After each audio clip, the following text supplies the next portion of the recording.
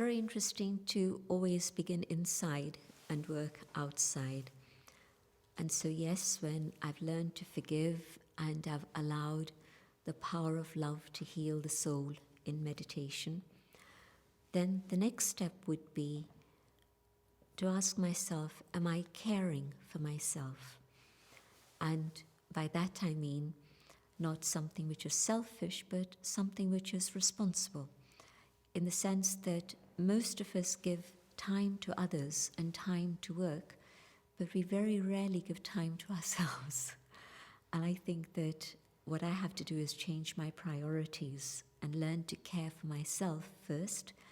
First, am I giving time for myself to nurture myself with silence, with spiritual understanding, so that I'm feeding the soul? Then, if I can do that, I can care for those around me in terms of my relationships with family and friends and even colleagues. And then third is the task. And normally you can see how we put the task first. This is the priority, this is the deadline. And if I squash a few people along the way, it's okay. I have to get my deadline sorted out. But changing things around and learning to care for myself so that I can be spiritually strong and stable means I can then care for those around me, the ones I love. And, we say we love our families, but how much time am I giving to my family? And an expression of care would be giving quality time to those around me. I go to work, and is it that I just go straight to my desk and get on with what I need to do because there's a deadline? Or is it that, and it doesn't take time, but it just takes that awareness. Am I able to smile at you and say, good morning? Am I able to smile at you? And as I walk through the corridor, am I able to smile at the people I'm meeting along the way? We don't always do that in today's world. And so even caring in a very simple way, or if I see that somebody seems to be not very happy, am I able to take the time, and maybe it takes a minute? How are you? Can I get you a cup of coffee? Maybe that's all it needs, just a word of comfort, that's it. So yes, caring for myself means I have the power, the possibility of having that vision in which I care for others. And then, yes, if I'm caring for others, the work is going to get done because I'll have everyone's love and support and cooperation. And where I've trampled on people's feelings, when I need help, there won't be anyone to help me. So I'm not thinking about it in that selfish way that this is an investment, but it actually is. Caring for others is an investment. I would suggest that compassion and care are part of the innate qualities of the soul. But because we've lost touch with ourselves, we've lost touch with that care and compassion. And so in a very natural way, the more I become aware of the inner being and I operate from that awareness rather than limited consciousness of just position or color and creed, etc., that connection with the self means that compassion and care become a very natural part of life. And we're then beginning to create the sort of society we would like to create. We are the creators. We've created this world as we see it, but it's up to us to change ourselves and create a different type of world. Caring for the self for me begins on a spiritual level, which means that first thing in the morning, I give myself the time for silence. And secondly, I give myself time for spiritual study. And that's really the start of the day, the recharging of the inner battery.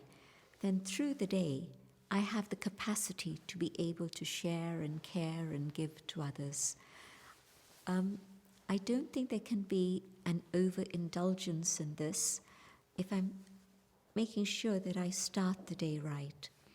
If I'm saying that I need the whole day for this and I'm not willing to give my time to anyone else, that's a signal So yes, I need the time for recharging, but once the recharging has happened, the purpose of the recharging is to be able to use the battery.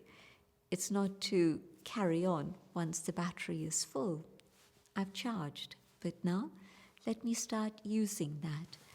And the other thing that's a very powerful signal is when, instead of that care for the self being translated into caring for others, it just keeps coming back to more, I want. Another signal is where I'm a little bit confused between spiritual care for the self and the physical indulgence. I need this, I need this, I need this, and I don't really. The needs of the human being are actually not very big. They're quite simple, but then overindulgence does take over. But that comes when there's selfishness, when there's lack of awareness of who I truly am. What I've found is that if I can maintain the awareness of the inner being, that I am a being of light, and the person I'm responsible for, if I'm seeing them not as my child, my husband, my whatever, but if I'm seeing as that being of light, and at this moment my responsibility is to care for them, but I do so with that vision of what we describe soul consciousness, being able to see that inner being, and holding that vision of this other being who at this moment needs my help, and I'm able to give it. That's my fortune. Let me be able to share. But together with all the physical caring, let me also see if I can give some spiritual nurture, so that I'm reminding them of that link with the divine, so that they're able to take that nurture and sustenance also. I think that would protect them from a situation of codependency, and me also from the same. If I think about somebody caring for me, I know that part of that caring was to prepare me to get stronger, so that I wouldn't become dependent on them. Because there's this tendency in human beings to be feeling that I'm needed, I'm wanted. And so sometimes within the caring story, I'm caring, but also I need to be needed. But if within the caring, there's also this understanding that there has to be this development of responsibility for the self, I've appreciated that in a particular individual who has cared for me in that way, who's always nurtured me with that understanding that I have to learn to be independent.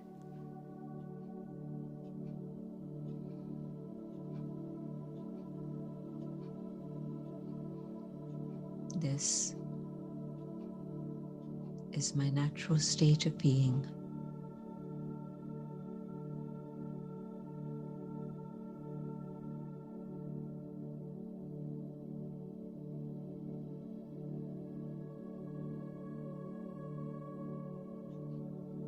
And in this state of purity,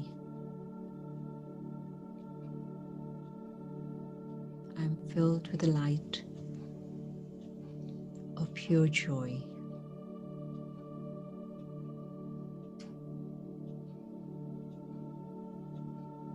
Joy that is profound and hidden within, and manifests as kindness, compassion,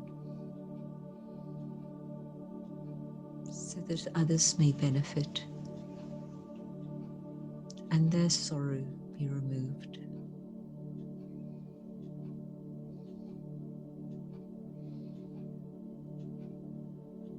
A joy that is there in a natural state within the soul, stable, steadfast, constant.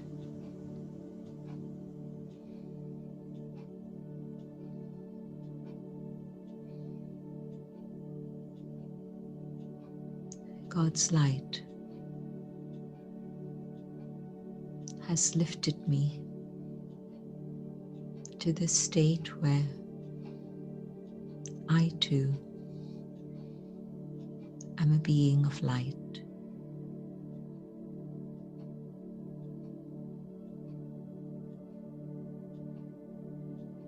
The light of love, the light of truth, have allowed the soul to return to its own original, natural state of being.